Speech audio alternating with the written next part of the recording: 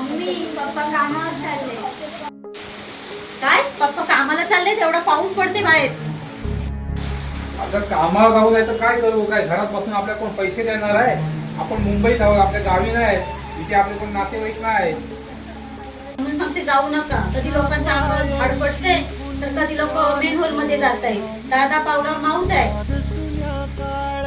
अगं कामावर नाही गेलो तर मला कामावर काढून टाकल. काय खाणार मग?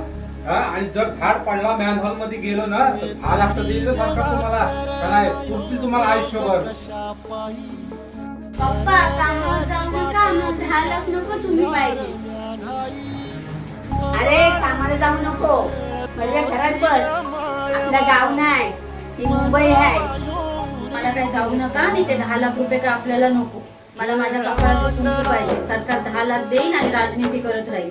गप घरात बसा, घरात सामान आहे, खायचे खाऊ. पाऊस काय रोज नाही राहणार, 2 दिवस पडल आणि जाईल.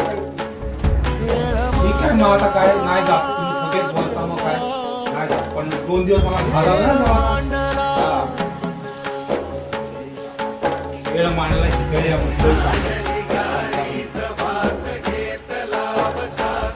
गावच बरा, मुंबई नको.